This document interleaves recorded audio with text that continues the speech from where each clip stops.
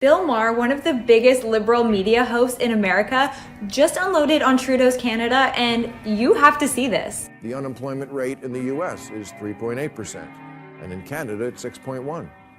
And of the 15 North American cities with the worst air pollution, 14 are in Canada. So for years, liberals in the United States cited Canada as a beacon of what an ideal America should look like. But some liberals, such as Bill Maher, are starting to notice that things up here might not be as ideal as they seem. Canada was where all the treasured goals of liberalism worked perfectly. It was like NPR come to life. And that's exactly how liberals felt. They would constantly cite things like our free healthcare or our generous social programs combined with an open immigration policy, or point out the fact that we have a lower crime rate, fewer guns, and a soft on crime justice system. But as people like Bill Maher are starting to notice, these policies just don't work out in the long run.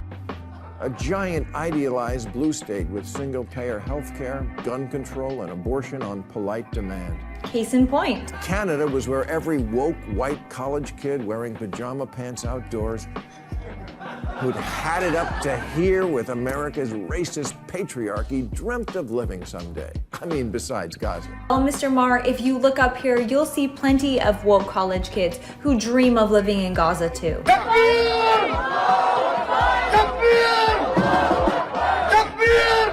And believe me, these people are just as chronically unhappy as their American counterparts. But Maher does get to the point. There's only one problem with thinking everything's better in Canada. It's not. Not anymore, anyway. And why does Maher say that? Last year, Canada added 1.3 million people, which is a lot in 1 year, the equivalent of the U.S. adding 11 million migrants in 1 year. And now, they're experiencing a housing crisis even worse than ours. And we're sleeping in tents. Oh, trust me, Bill. People are sleeping in tents here too. In fact, it was the lefties in Vancouver who pioneered the concept of drug-filled tent cities. If you're used to Skid Row, just take a little trip down through Vancouver's East Hastings and you'll feel right at home. The median price of a home here is $346,000. In Canada, converted to US dollars, it's $487,000. Actually, even worse than this. If you look at home prices in America, not only will you notice that homes are cheaper, you will notice that the property sizes are much bigger as well. So just on a square foot basis, the housing crisis in Canada is actually worse than Bill Maher is making it out to be. And because of mortgage debt, Canada has the highest debt to GDP ratio of any G7 nation. I don't know what that means, but it sounds bad. It is bad. What that basically means is Canada has more debt relative to the amount of stuff that Canadians produce in a year than any other country in the G7. And our debt to GDP ratio is over 100%. That means if every single person, company, or government agency put 100% of their earnings for 1 year towards their debt, they would still be in debt. So does their vaunted healthcare system, which ranks dead last among high-income countries in access to primary health care. If you've been to the emergency room in British Columbia lately, not only will you be waiting longer than anyone in the developed world to see a doctor, you get to sit next to someone who's shooting up heroin while you wait. But don't worry, they're still covering surgery so you can have both sets of genitalia at once.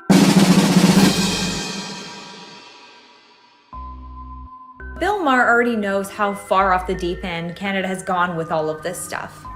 Like the saga of Canadian shop teacher Kayla Lemieux, whose pronouns are she, her, and those.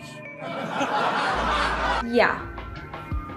Don't remind us. Honestly, Canada, I'm not saying any of this because I enjoy it. I don't because I've always enjoyed you. But I need to cite you as a cautionary tale to help my country. And this is the sad state of Canada after 8 years of Justin Trudeau. At least once upon a time, liberals wanted to be us. Now no one wants to be us. We're a global laughingstock where all of the worst woke ideas have been tested and failed. But thankfully, it seems like Canadians are waking up. So don't worry, Mr. Maher, we'll have our country back soon.